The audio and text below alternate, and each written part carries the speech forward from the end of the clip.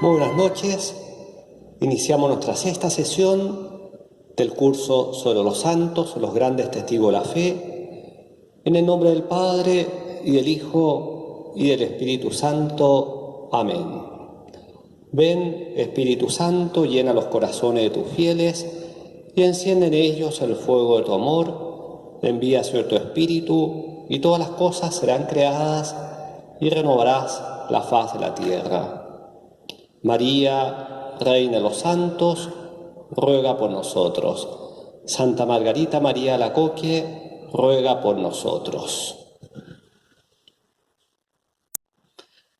Hoy vamos a ver la vida de Santa Margarita María Alacoque, la gran mensajera del Sagrado Corazón de Jesús. Nos vamos a trasladar a la Francia del siglo XVII. Han pasado ya un siglo desde la época de Santa Teresa que veíamos en la sesión anterior. ¿Cuál es el contexto histórico? El siglo XVII está marcado por la preponderancia política de Francia. Es la época de las grandes monarquías absolutas y en Francia, sobre todo en la época que va a vivir Santa Margarita María, va a resaltar la figura del rey Luis XIV. Es una época en que se desarrollan las ciencias, en la época de Descartes, Newton, un incipiente racionalismo filosófico, quizás no tan marcado como va a ser en el siglo siguiente, el siglo XVIII, pero ya el auge de la ciencia, cada vez más el racionalismo se va haciendo presente en la cultura europea y particularmente en Francia. A la vez, el siglo XVII es una época de renovación espiritual en varios aspectos en Francia. Recordemos que estamos en los siglos de la Reforma Católica posterior a Trento. Los inicios del siglo van a ser marcados por la figura de un San Francisco de Sales, lo vamos a volver a ver. Todo el movimiento de renovación del clero en torno a Saint-Sulpice en París, San Vicente Paul, el gran héroe de la caridad, San Juan Eudes, que va de alguna manera a preparar el terreno para el surgir de la devoción al Sagrado Corazón. Pero a la vez, junto con esta renovación espiritual, estas grandes figuras católicas, se va a empezar a insinuar una cierta frialdad de las almas bajo el influjo del jansenismo. ¿Qué va a ser el jansenismo? El jansenismo es una corriente espiritual, podríamos decir, al interior de la Iglesia Católica, que va a estar marcada por un pesimismo antropológico, es decir, una gran insistencia en el pecado, en el daño que ha causado el pecado en el ser humano. Por otra parte, una insistencia en la justicia de Dios, lo que hace que el hombre se sienta indigno de acercarse a Dios, y eso va a producir una frialdad en muchas almas. Se va a manifestar, por ejemplo, en que muchos se crean no teniendo pecados graves, pero se sientan tan indignos a acercarse a la comunión que cada vez en el pueblo cristiano la comunión se va a distanciar más. Bueno, el jansenismo va a tener una influencia fuerte ya en el siglo XVII y más todavía en el siglo siguiente, del siglo XVIII. Bueno, en este ambiente va a nacer Santa Margarita María. Ella nace y es bautizada como Margarita Alacoque. Nace el año 1747 en la Borgoña, podríamos decir, en el centro este de Francia, en una familia de agricultores. Su padre tenía una cierta posición, llegó a ser notario también. Ahí podemos ver la imagen de la casa natal de Margarita en la localidad de Verosre. Bueno, en este ambiente iba a crecer, un ambiente sano, podríamos decir, y desde muy niña manifiesta una gran inclinación a la piedad. Y ella va a contar después que ella experimentaba como ciertos movimientos interiores, ciertas municiones dentro de ella que le inclinaban a una gran piedad. Y es así que hacia los 4 o 5 años, siendo muy niña, sin ni siquiera darse cuenta mucho de lo que hacía, ella sintió la inspiración de entregarse totalmente a Dios y va a formular un voto de castidad. Ella dirá después: yo no sabía lo que era un voto, no sabía mucho lo que era la castidad, pero instintivamente como que el Señor le impulsó a formular ese voto de entregarse totalmente a Dios. A los 8 años va a marcar un cambio en la vida de esta niña. Muere su padre y con esto la familia, que tenía una cierta holgura, podríamos decir, va a empezar a sufrir algunas privaciones. A los 11 años va a caer gravemente enferma, tanto así que va a estar 4 años semi-postrada, enferma, y alguien le sugiere en su familia, cuando tiene 14 años, de pedirle a la Virgen la curación, y la Virgen la sana instantáneamente. Y ella dice que cuando le hizo la petición a la Virgen, le dijo: si tú me sanas, voy a ser totalmente tuya, seré hija tuya. Y la Virgen la sana milagrosamente. Como le decía recién, después de la muerte de su padre, su madre queda en una posición un poco más difícil materialmente y padece la influencia de algunos familiares, parece ser, que eran del padre, ¿no? La abuela, una tía de su papá, y que parece que someten a esta viuda con sus hijos más pequeños a grandes sufrimientos y humillaciones. Fue mucho lo que sufrió Margarita en esta época, también su madre, las tenía muy sometidas, incluso padecieron pobreza y hambre, siendo que no era una familia pobre, pero estaban tan sometidas a estos familiares. Fue una época marcada por muchos sufrimientos. Margarita va creciendo, llega a los 18 años y su madre, viuda, pobre, piensa naturalmente, como muchas madres de la época, dar a su hija en matrimonio. Margarita se resiste, ella recuerda que desde muy niña le ha entregado su vida al Señor, pero también está en una gran lucha interior. Ella, de alguna manera también, por la edad, se deja llevar un poco por la vanidad, participa en encuentros sociales. Se da en esta época una gran lucha dentro de su alma. Por una parte, recuerda cómo el Señor se le ha manifestado en su vida, esas municiones, ese voto que hizo muy pequeña. Por otra parte, su madre le dice: pero eras tan niña, no sabías lo que decías. Y ella de alguna manera cede a esa tentación a ratos, pero a ratos como que el Señor se vuelve a insinuar en su alma y se muestra como que le recuerda su promesa, le recuerda que a Él le pertenece. Bueno, es un tiempo de una gran lucha interior. Ella cuenta que incluso ella va a participar un día en un baile de máscaras, que era bastante común en la época, y esa tarde, esa noche, al volver a su casa, ella ve a Jesús todo flagelado y siente el reproche del Señor. El Señor le dice, y escucha su voz, le dice: y tú has querido gozar de este placer, yo no gocé jamás de ninguno, y me entregué a todo género de amarguras por tu amor y por ganar tu corazón. ¿Querrás ahora disputármelo? Estas palabras del Señor se clavan como una daga en su interior. Se da cuenta de que desde muy pequeña le pertenece al Señor y de alguna manera se ha resistido.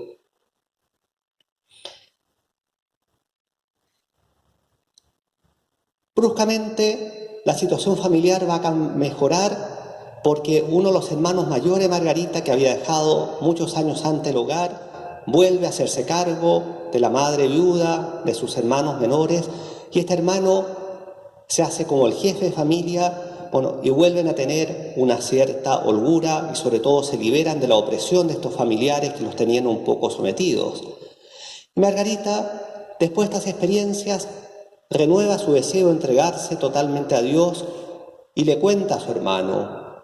Y su hermano la va a apoyar. Y en un comienzo parece que piensan llevarla a un convento de las Ursulinas, donde había alguna pariente, pero van para allá y Margarita escucha la voz del Señor que le dice: no es ahí donde te quiero, sino en Santa María. ¿Quién lo quiere a Santa María? Santa María era la orden de la Visitación de Santa María, que había sido fundada algunos años atrás por San Francisco de Sales y Santa Juana Francisca Chantal. Acá vamos a hacer un pequeño paréntesis. Margarita va a entrar el año 1671 a la Visitación en el pueblo de Paray-le-Monial, no muy lejos donde ella vivía. La Orden de la Visitación, como les dije, había sido fundada no muchos años antes, el año 1610. Podemos decir, 60 años antes había sido fundada por estos dos santos. Y cosa curiosa, que de alguna manera va preparando lo que hace la experiencia Margarita, es que San Francisco de Sales, cuando funda la Orden de la Visitación, en el escudo de la Orden coloca el corazón de Jesús, presidido por la cruz y circundado por la corona de espinas. De alguna manera premonitorio de lo que va a ser la vocación de esta hija de la Visitación, de dar a conocer el misterio del Sagrado Corazón de Jesús a nuestro mundo y a la Iglesia. Entonces, el año 1671 entra en el monasterio de la Visitación de Santa María en el pueblo de Paray-le-Monial. Ahí pueden ver ustedes la fachada de la iglesia del convento que se conserva hasta hoy día. Margarita va a entrar, va a ser su año noviciado, va a ser un año difícil, porque ella manifiesta una particular inclinación al recogimiento, a la oración, a la soledad. Le gusta estar tan harto rato ante el Santísimo Sacramento, y la superiora, la maestra, algunas de sus condiscípulas la encuentran como un poco iluminada, y eso que ella todavía no ha tenido las visiones que va a tener, no ha hablado de esas municiones interiores que recibe, y de alguna manera la maestra novicia se propone traer la tierra, es decir, hacerla colocar los pies sobre la tierra, y la someten a pruebas, humillaciones, sufrimientos, pero ella, muy humilde, obedece en todo. Un año después va a hacer la profesión solemne y ahí va a agregar el nombre de María. Desde entonces es Margarita María.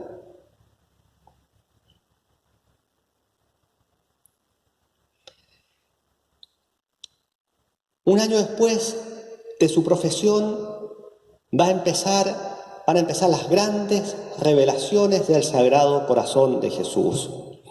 Acá quiero hacer un alto para explicar un poco. En primer lugar, se trata de revelaciones privadas, como todas las revelaciones que han tenido los santos. ¿Cuál es el sentido que tienen las revelaciones privadas en la Iglesia?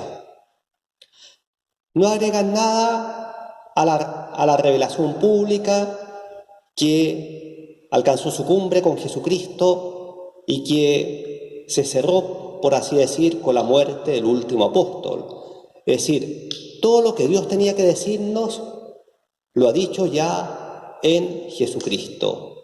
En este sentido, las revelaciones privadas que han tenido algunos santos, o por ejemplo también las apariciones de la Virgen, no agregan nada a esa pública revelación, pero sí son como un recordatorio. El Señor se vale muchas veces de la experiencia de estos santos para recordar al mundo no algo nuevo, sino algo que de alguna manera ya estaba en el Evangelio, pero que se hace urgente recordarlo hoy día. Bueno, ese es el sentido de lo que vamos a ver de la experiencia espiritual de Margarita María.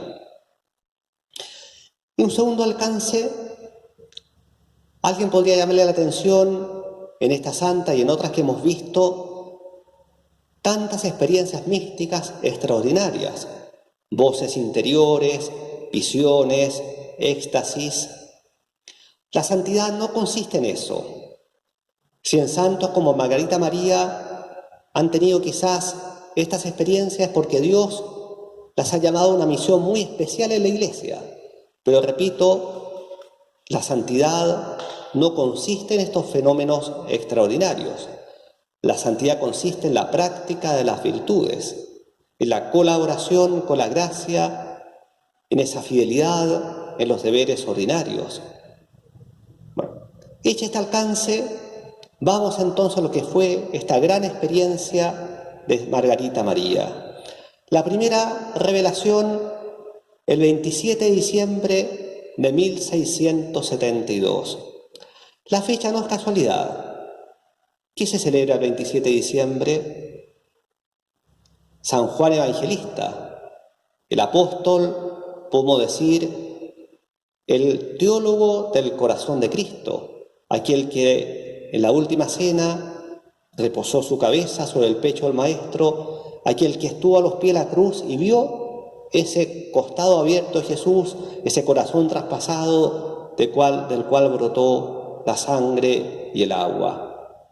Ese día, Margarita María se le aparece Jesús y escucha estas palabras. Le dice: mi corazón está tan apasionado de amor a los hombres que no pudiendo contener en él las llamas de su ardiente caridad, es menester que las derrame, valiéndose de ti y se manifieste en ellos. Jesús quiere valerse esta humilde religiosa para derramar al mundo esta llama de la ardiente caridad, del amor que simboliza su corazón. Y le dice a Margarita María: te he elegido a ti, que eres la más indigna, la más pequeña, a fin de que todo sea obra mía. Esto suele suceder en las obras de Dios. Dios elige instrumentos pequeños a los ojos del mundo para que se manifieste que es Él el que actúa y se manifiesta. También en esta misma ocasión cuenta Margarita María que el Señor le va a tomar su corazón y lo va a fundir en el suyo. En la experiencia que hemos visto en otros santos. ¿Se acuerdan? Catalina de Siena, el intercambio de corazones, o Santa Teresa de Jesús, esa transverberación. Por alguna manera es lo mismo, es el Señor que simbólicamente quiere llenar de su amor el corazón de su discípula. Y le dice también: si hasta ahora has tomado el nombre de esclava mía, ahora te doy el de discípula muy amada de mi sagrado corazón. Esa llamada a la amistad, a la intimidad, discípula muy amada. Un tiempo después viene la segunda revelación. Margarita María va a describir cómo ella ve el corazón de Jesús. Lo ve en un trono de fuego, lo ve coronado de espinas, con la herida del costado abierta, sangrante, y con la cruz. Y ella misma va a explicar: el Señor me quiso mostrar de que su vida en la tierra, desde el momento de su encarnación, fue una vida de sufrimiento y de dolor, que iba a alcanzar su cumbre en el Calvario. Bueno, en esta segunda revelación, Jesús le hace ver a Margarita, dice, el ardiente deseo que tenía de ser amado por los hombres y apartarlos del camino de la perdición. Ese deseo le había movido a manifestar su corazón a los hombres con todos los tesoros que encierra, a fin de que cuantos quieran rendirle y procurarle todo el amor y el honor y la gloria que puedan, Él los va a colmar de bendiciones. Dice que mostrar una vez más su corazón, mostrar su amor, es un último esfuerzo para atraer a los hombres, para favorecerlos, para apartarlos del imperio de Satanás, para ponerlos en la dulce libertad del imperio de su amor. Es decir, conquistar los corazones de los hombres, mostrándoles ese amor infinito, apasionado, que Él nos ha tenido y nos tiene. Atraernos por amor arrancarnos del mal, por amor reinar en nosotros.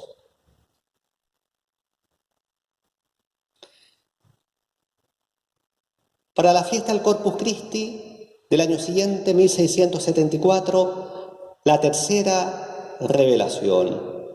Una vez más Jesús le muestra el corazón a Margarita y le muestra el exceso de amor que tiene por los hombres y a la vez se queja de la ingratitud con que tantos le responden. Y le dice algo doloroso, ¿no? Le dice: esta ingratitud de los hombres fue el mayor dolor de mi pasión. El mayor dolor de mi pasión, la ingratitud de los hombres. Y luego, dirigiéndose a ella, le dice: al menos tú dame el gusto de suplir esta ingratitud en la medida que puedas. Es decir, es la llamada a la reparación, suplir esta ingratitud. Al menos tú, que otra Margarita nos dirige esa llamada a todos nosotros. Al menos tú trata de no ser ingrato, trata de suplir esa ingratitud de los hombres. Como esos hijos buenos que cuando los hijos ingratos han causado un gran dolor a su padre, esos hijos buenos tratan de estar más cerca a su padre, consolarlo, de alguna manera compensar el dolor que los hijos ingratos le han causado. Y también Jesús le va a pedir aquí a Margarita comulgar frecuentemente. Recordemos lo que decíamos hace un rato, por influencia un poco del jansenismo, incluso almas fervorosas a veces no se atrevían a acercarse a la comunión. Comulgar frecuentemente, especialmente todos los primeros viernes de cada mes, y le pide hacer la hora santa. La hora santa, la noche del jueves al viernes. En recuerdo de esa hora de Getsemaní, le dice: la noche del jueves, de 11 a 12 de la noche, tú te vas a postrar boca abajo delante de mi presencia en el Santísimo Sacramento para acompañarme, consolarme, reparar las ingratitudes de los hombres.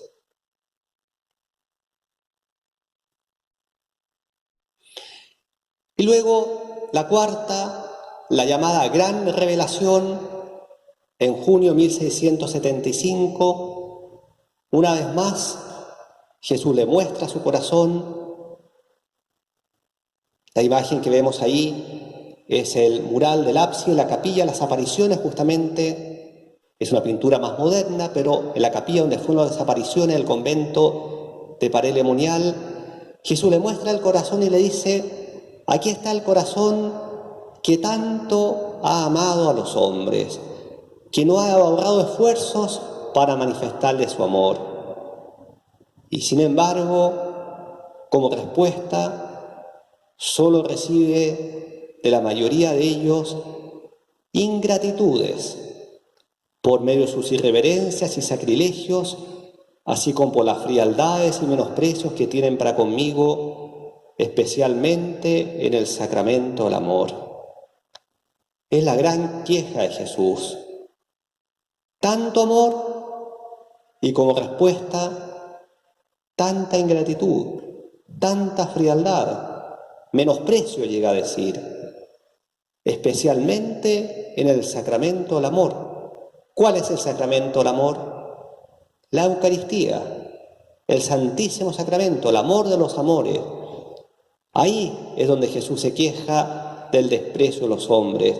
Este regalo infinito la locura de su amor, que es tan poco aprovechada por los hombres. Y le agrega algo muy triste, le dice: lo que más me duele es que se porten así los corazones que se me han consagrado.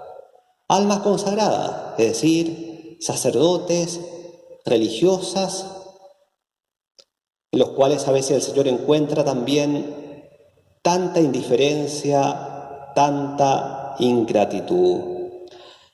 Esta es la llamada la gran revelación, ¿no? Fueron en realidad estas 4 revelaciones del Sagrado Corazón.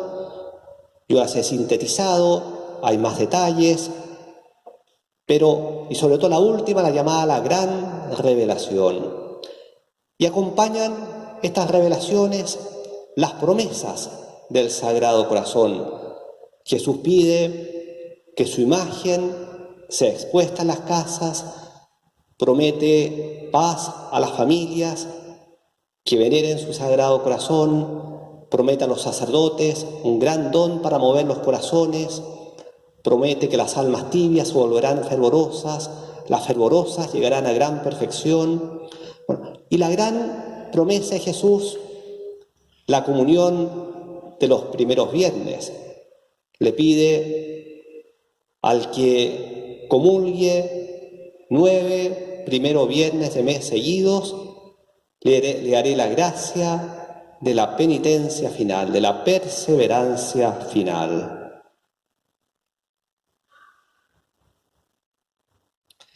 Bueno, podrán ustedes imaginar que esta joven religiosa, con este mensaje extraordinario, que ella tiene que haber pensado: ¿cómo hago para dar a conocer esto? Jesús le pide, en primer lugar, que vaya donde la superiora. Y acá empiezan las pruebas, sufrimientos y humillaciones. La superiora, en un comienzo, no le cree.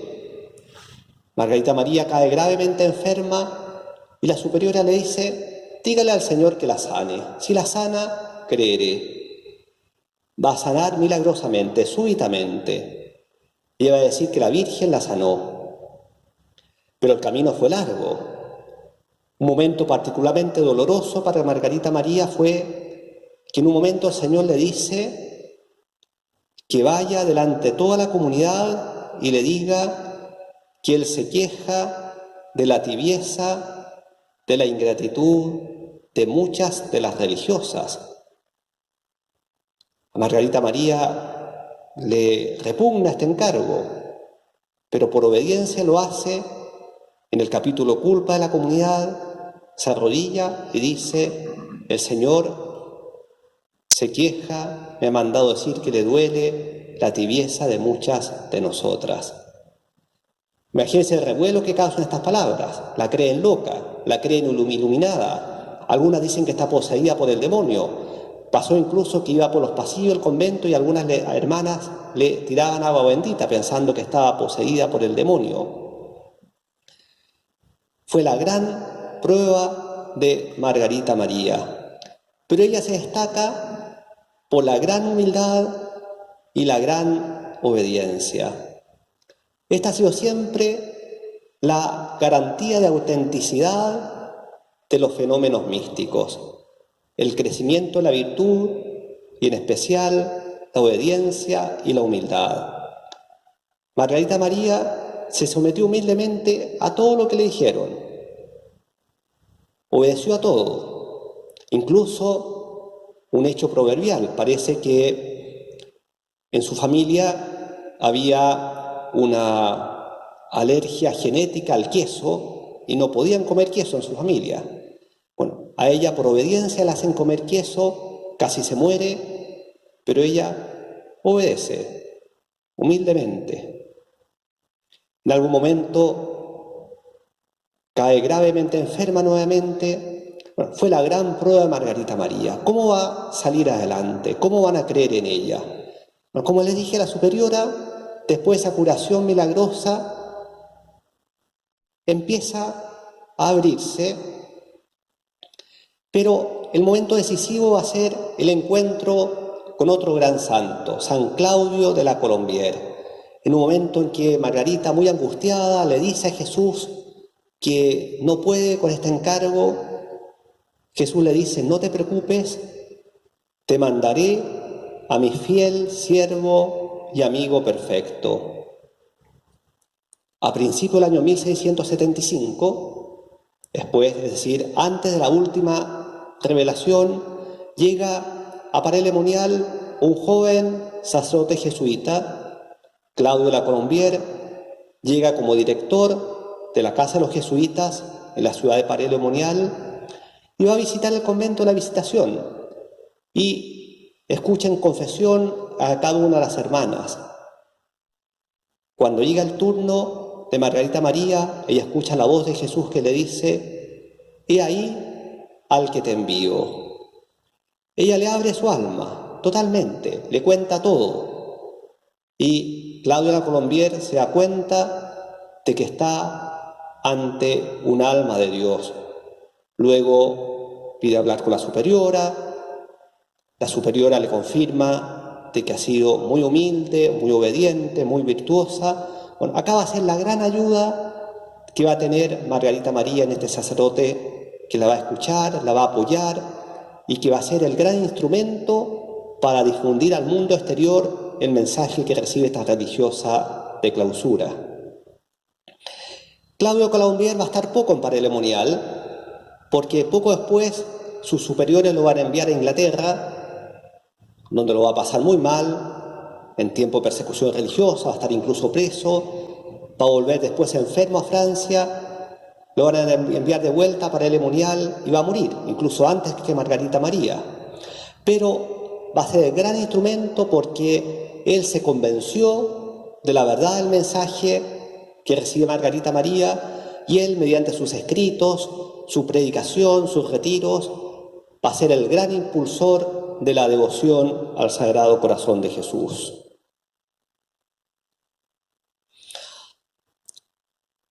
Los últimos años de Margarita María van a ser distintos. Después de todas esas pruebas iniciales, humillaciones que debió padecer, poco a poco el ambiente va cambiando. En fondo, la comunidad se deja vencer al ver la virtud de esta religiosa, además que el testimonio de Claudio de la Colombière va a ser muy importante, y poco a poco el ambiente se va a volver más favorable dentro del convento. Incluso, algunos años después, la van a nombrar a ella maestra de novicias, es decir, la religiosa encargada de formar a las jóvenes que empezaban el camino a la vida religiosa. Y así ella va a infundir ese amor al Sagrado Corazón en las jóvenes religiosas y poco a poco y allá en vida va viendo cómo se va difundiendo esta devoción al Sagrado Corazón de Jesús. Ya antes de morir, en una capilla del convento se erige un altar en honor al Sagrado Corazón. En vida Margarita se escriben libros para difundir esta devoción y así, cumplida ya su misión en la tierra, ella muere el año 1690 con fama de santidad. Podemos ver acá la imagen, una hermosa fotografía. Es actualmente la Basílica del Sagrado Corazón en Paray-le-Monial. Era una antigua iglesia románica que hoy día es el santuario del Sagrado Corazón. Bueno, la difusión del culto al Sagrado Corazón va a ser enorme. Es decir, una humilde religiosa en un pequeño poblado del centro de Francia se va a difundir una corriente espiritual que va a atravesar la vida de la Iglesia hasta hoy día. En realidad, la devoción al Sagrado Corazón no era nueva en la Iglesia, pero sí la forma que adquirió con Margarita María de alguna manera fue nueva. No era nueva porque uno puede ver, por ejemplo, los padres de la Iglesia que hablan del corazón de Jesús, En la Edad Media hubo grandes místicas, Santa Matilde, Santa Gertrudis, San Bernardo, que hablan del Sagrado Corazón, pero la forma actual, repito, proviene de la experiencia espiritual de Margarita María. Y en síntesis, ¿en qué consiste esta devoción? El corazón es el símbolo del amor de Dios manifestado en Jesucristo. Por tanto, la devoción al Sagrado Corazón es caer en la cuenta de cuánto nos ama Dios a cada uno, lo que le significó este amor, el amor que pasa por la cruz, ese amor coronado de espinas, traspasado por la lanza, y es sobre todo responder con amor al amor de Jesús, responder con amor en una vida de fidelidad, responder con amor buscando reparar esa ingratitud y frialdad de los hombres. La reparación es un elemento muy importante de la devoción tal como Jesús se la mostró a Margarita María. La reparación, es decir, buscar de alguna manera suplir, compensar esa ingratitud con un mayor amor de parte nuestra. Y esto especialmente en la Eucaristía, que es el sacramento del amor, donde Jesús sufre los mayores ultrajes. Ahí es donde Él quiere esa mayor reparación, ese mayor amor. Muerta Margarita María, muy pronto el culto se va a aprobar en distintos lugares. Primero localmente, la Iglesia va a autorizar el culto en algunos países, en algunas diócesis, en familias religiosas. El año 1856, el Papa Pío IX extiende la fiesta para toda la Iglesia. Porque, algo que no dije, una de las cosas que le pidió Jesús a Margarita es que quería que se instituyera el viernes siguiente a la octava de Corpus Christi una fiesta en honor de su Sagrado Corazón. 1856, la fiesta se extiende para la Iglesia Universal. El año 1900, el Papa León XIII consagró el género humano entero al Sagrado Corazón de Jesús. Margarita María fue beatificada en 1864 y canonizada el año 1920. Este año estamos cumpliendo los 100 años de su canonización. Margarita María, la mensajera del Sagrado Corazón. Y lo último, el Sagrado Corazón es una invitación a la confianza. Por eso decimos, Sagrado Corazón de Jesús, en vos confío. ¿Cómo no confiar si este corazón nos ha amado hasta el extremo de darlo todo, de no reservarse nada? Sagrado Corazón de Jesús, en vos confío. En nombre del Padre, y del Hijo, y del Espíritu Santo.